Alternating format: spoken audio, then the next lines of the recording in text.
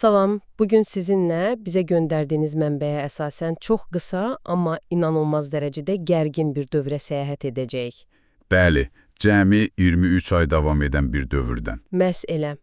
Söhbət 1918-ci ildə yaranan Azərbaycan Xalq Cümhuriyyətindən gedir. Amma biz onun bütün tarixindən yox, konkret bir cəbhəsindən danışacağıq. Onun diplomatik mübarizəsindən. Yəni, bir növ sağ qalma mübarizəsindən. Tamamilə. Əlimizdəki mənbə Tofiq Köçərlinin İstiqlal və Suverenlik məqaləsidir. Və məqsədimiz anlamaqdır ki, bu gənc respublika dörd bir tərəfdən gələn təzyiqlərə qarşı öz müstəqilliyini necə qorumağa çalışıb. Hekayəyə başlamazdan əvvəl mənə elə gəlir, bir açar konsepti anlamaq lazımdır. Buyurun. Mənbə göstərir ki, Cümhuriyyətin üzləşdiyi əsas problem bir paradoks idi.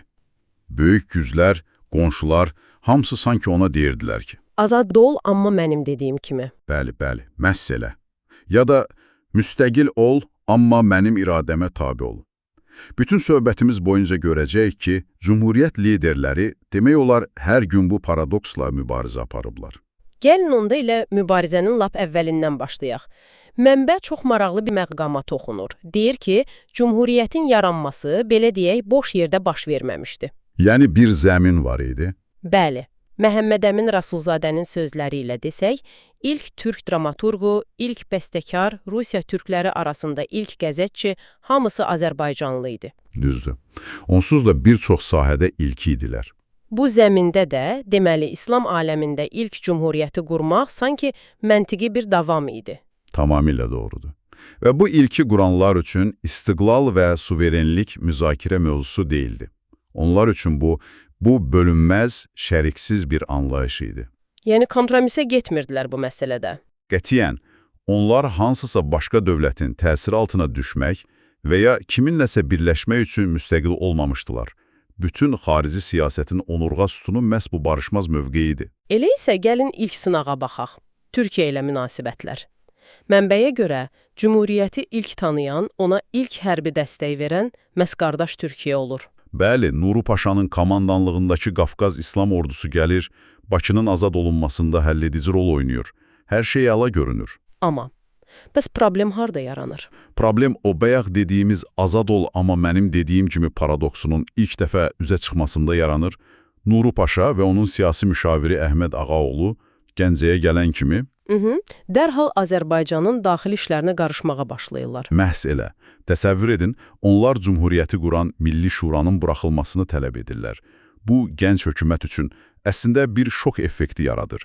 Əhşətdir. Səni xilas etməyə gələn qüvvə sənin siyasi iradənə müdaxilə edir. Bəli, inanılmaz çətin bir vəziyyətdir. Bir tərəfdə sənin yeganə hərbi dayağın, digər tərəfdə isə o təzə qorumağa çalışdığın suverenlik. Mənbədəki o gərgin iclasın təsviri bunu çox yaxşı göstərir. Bəli, Rəsulzadə sanki məcburiyyət qarşısında qalır. Deyir ki, əgər vəziyyətdən yeganə çıxış yolu budursa, biz onu qəbul etməliyik. Amma Nəsib bəy Yusufbəyovun cavabı isə çox kəskin olur. Çox kəskin. Müstəqilliyimizə qəsd edilərsə, birinci müdafiəçisi mən olacağam, deyir. Bu, otaqdakı bütün gərginliyi hiss etdirir. Onlar necə bir çıxış yolu tapırlar bəs? Çox ağıllı bir həll yolu. Milli Şura özünü buraxır, amma bir şərtlə. Bütün hakimiyyəti yeni yaradılacaq hökumətə ötürür. Və bir növ vəsiyyət edir. Bəli, vəsiyyət edir ki, bu hakimiyyət sonradan ancaq xalqın seçəcəyi müəssislər məclisinə təhvil verilə bilər, başqa heç kimə. Bu çox zərif bir gedişlə suverenliyin toxunulmazlığını təsdiqləyir. Amma bu hələ son nə ildi, deyəsən? Yox, əlbəttə. Nuru Paşanın müdaxilələri davam edəndə Baş nazir Fətəli xan Xoyski birbaşa İstanbula kəskin məktublar yazır. Nə yazır o məktublarda? Məzmunu nə idi? Mənbədə birbaşa sitat var. Xoyski yazır ki, ölkədə iki hakimiyyətlilik və çox hakimiyyətlilik əmələ gəlir və tələb edir ki, bütün idarə etmə Azərbaycan hökumətinin əlində cəmləşsin. Təsəvvür edirəm, o dövrdə öz xilaskarının mərkəzi hökumətinə belə bir tələblə çıxmaq üçün nə qədər cəsarət lazım idi? Həqiqətən də. Və bu prinsipiallıq işə yarayır. Nuru Paşa geri çəkilməyə məcbur olur. Deməli, Azərbaycan hökuməti hətta ən yaxın müttəfiqinə belə suverenliyin sərhədlərini göstərməyi bacarır. Bəli, bacarır. Yaxşı, onlar ən yaxın müttəfiqə qarşı sərhəd çəkməyi bacardılar. Bəs sənin varlığını tamamilə inkar edən bir qonşu ilə nə etməli? Bax, bu tamamilə başqa bir hekayədir. İranla münasibətlər deyəsən tamamilə fərqli və daha düşmənçilik zəminində başlayır. Bəli, bu hekayə lap başdan kəskin başlayır. Azərbaycan hökuməti müstəqilliyini elan edib qonşulara teleqraf göndərəndə, İranın Türkiyədəki konsulu istiqlal bəyannaməsini kobul şəkildə geri qaytarır. Elə belə geri qaytarır. Həm də bir bəyanatla. Biz Azərbaycan adında müstəqil dövlət tanımırıq, Azərbaycan İranın tərkib hissəsidir. Bundan daha sərt bir başlanğıc düşünmək çətindir. Sənin varlığını tamamilə rədd edirlər. Və bu təkcə siyasi iddia ilə bitmir. Mənbədə Əlimərdan bəy Topçubaşovla İran elçisi arasında keçən bir dialoq var ki, adamı dəhşətə gətirir. Nə deyir İran elçisi? Topçubaşova deyir ki, Qafqazda və İranda əsla türk yoxdur, hamı farsdır. Sizin ata və babalarınızın hamısı farslar olmuşlar. Bu sadəcə bu torpaq bizimdir iddiası deyil. Bu, siz ümumiyyətlə mövcud deyilsiniz. Siz əslində bizsiniz deməkdir. Məhz elə, kimliyin kökündən inkarı cəhdidir və bu daha da irəli gedir. Necə? İran Xarici İşlər Naziri Əli Quluxan açıq şəkildə Azərbaycana İranla birləşməyi təklif edir və deyir ki, Paris Sülh Konfransında bütün Zaqafqaziya xanlıqlarına tarixi hüquqları əsasında iddia edəcəklər. Topçubaşovun cavabı necə olur? Onun cavabı diplomatik məharət dərsidir. Çox sakit, amma kəskin şəkildə deyir, bəlkə İranın tarixi hüquqlarına qarşı daha qədim xarakterli başqa tarixi hüquqlar göstəriləcəkdir. Bu üstü örtülü amma çox sərt bir xəbərdarlıq idi ki, o oyunu oynasaq, siz uduzarsınız. Tamamilə. Və bu səbirli, prinsipial diplomatiya sonda nəticə verir. Yəni, İran reallıqla barışmalı olur. Bəli. Görürlər ki, Azərbaycan öz müstəqilliyindən bir addımda geri çəkilmir.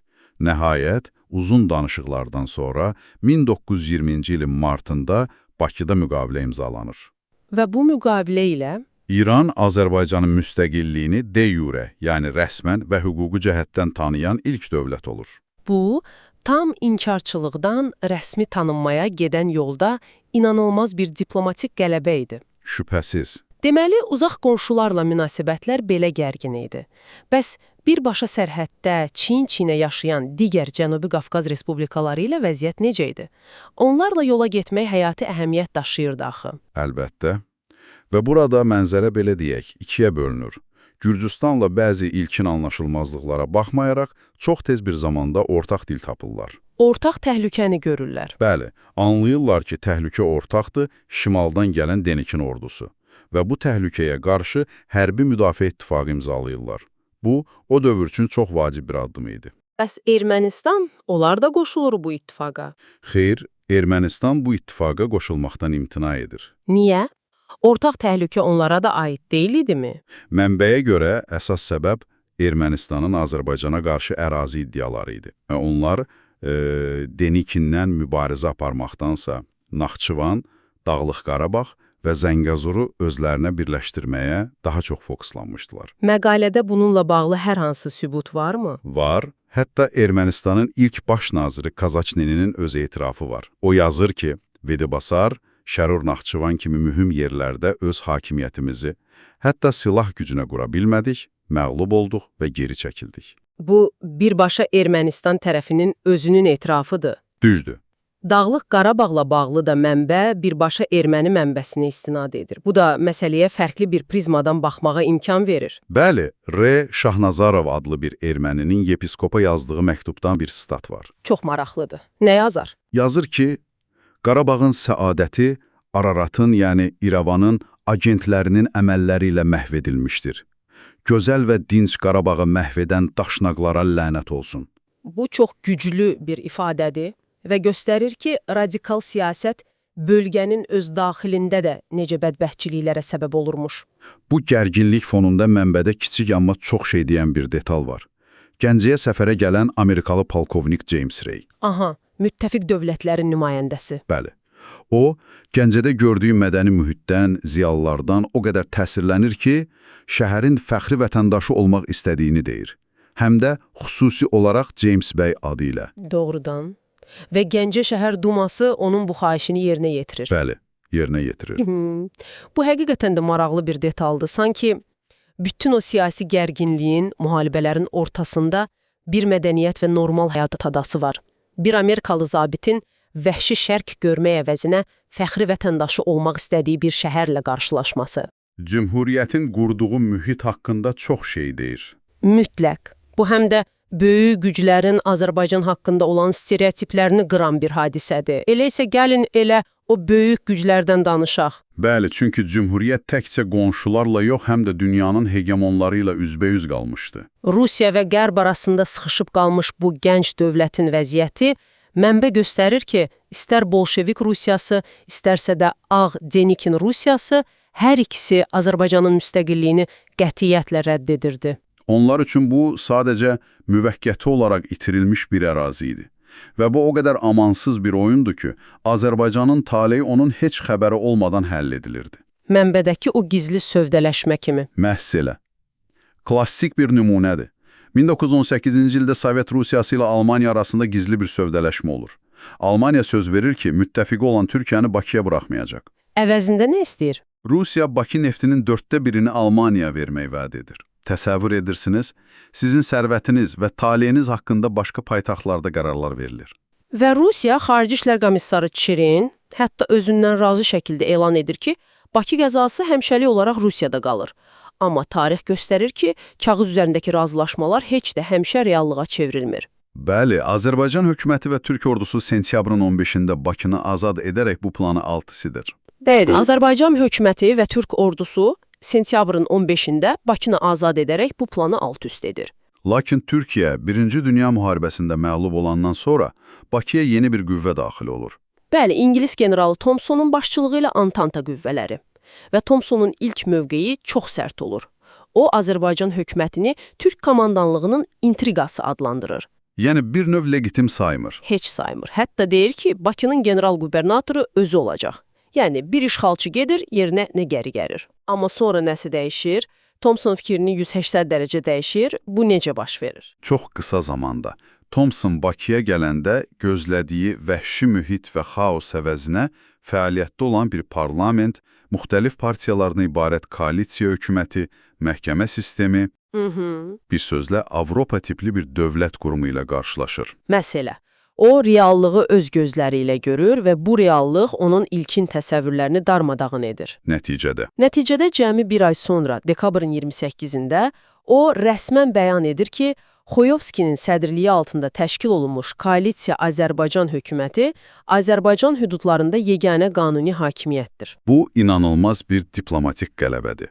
Deməli, onlar hərbi güclə yox, qurduqları dövlət institutlarının gücü ilə İngilis generalını fakt qarşısında qoyurlar. Dəqiq olaraq. Və bu, bizi son və ən dramatik diplomatik mübarizəyə gətirir. Sovet Rusiyası ilə üz-üzə qalmaq. Artıq 1920-ci ilin yanvarıdır. Bəli, Çiçerin Azərbaycan hökumətinə məktub göndərərək Denikinə qarşı hərbi ittifaq təklif edir. Bu, əslində bir tələ idi. Amma bu məktubun bir maraqlı tərəfi var idi. Nə idi o? Rusiya ilk dəfə rəsmi sənəddə Azərbaycan dövləti ifadəsini işlədirdi. Bu, özü bir növ məcburi etiraf idi. Xoyskinin bu təklifə cavabı isə məncə bütün bu 23 ayın diplomatik təcrübəsinin zirvəsidir. Mütləq. Bu, əsl diplomatik şah əsərdir. Xoyski birbaşa hə və ya yox deməkdən yayınır. Hərbi ittifaq təklifini zərifcə kənara qoyur. Və nə deyir? Deyir ki, Azərbaycan hökuməti iki dövlətin suverenliyi prinsipinə əsaslanan mehriban qonşuluq münasibətləri yaradılmasına hazırdır. O, Rusiyanı hərbi müstəvidən diplomatik müstəviyə çəkməyə çalışır. Və sonraki məktubunda isə deyəsən daha da irəli gedir. Bəli, Çiçerinə elə bir cavab verir ki, ona onun öz ideologiyasını xatırladır. Necə yəni? Deyir ki, əgər siz bolşeviklərin elan etdiyi xalqların öz müqəddəratını təyin etmə prinsipi sarsılmazdısa, o zaman bu hüquq mürəkkəb danışıqlardan asılı ola bilməz. Bu möhtəşəm bir gedişdir. Yəni, əgər siz öz dediyinizi inanırsınızsa, bizim müstəqilliyimizi müzakirə mövzusu edə bilməzsiniz. Tamamilə. Onların öz silahını özlərinə qarşı çevirir. Rusiyanın buna cavabı nə olur? Mənbəyə görə Rusiya susur. Bu məntiqli və sarsıdıcı cavabdan sonra diplomatik yazışma dayanır. Amma bir neçə ay sonra. Bir neçə ay sonra, aprelin 27-sində cavab gəlir. Sözlə deyil, Bakıya daxil olan 11-ci Qırmızı Orduyla. Beləliklə, mənbənin bizə çəkdiyi mənzərə budur. Cəmi 23 ay, Amma bu qısa müddətdə Azərbaycan Xalq Cümhuriyyəti hər tərəfdən istər dost kimi görünən, istərsə də açıq düşmən olan qüvvələrin təzyiqlərinə qarşı inanılmaz dərəcədə bacarıqlı və prinsipial bir mübarizə aparıb. Bəli, Cümhuriyyət fiziki olaraq süqut etdi. Amma mənbənin Rəsulzadədən gətirdiyi son cümlə hər şeyi deyir. İstiqlal fikri yaşamışdı. Bu, bəlkə də döyüşdə uduzub, amma ideya olaraq qalib gələn bir mübarizə idi. Məhz elə. Və biz gördük ki, o ideya 10 illiklər sonra yenidən reallaşdı. Sizin üçün də üzərində düşünməyə dəyər bir sual qoyuruq. Bir dövlətin cəmi 2 illik təcrübəsi, onun diplomatik cəbhədə apardığı bu mübarizənin detalları gələcək nəsillərin dövlətçilik təfəkkürünü və milli kimliyini necə formalaşdırır? Bu qısa, amma parlaq dövrün mirası bugün bizim üçün hansı dərsləri saxlayır? Bu barədə düşünməyə dəyər.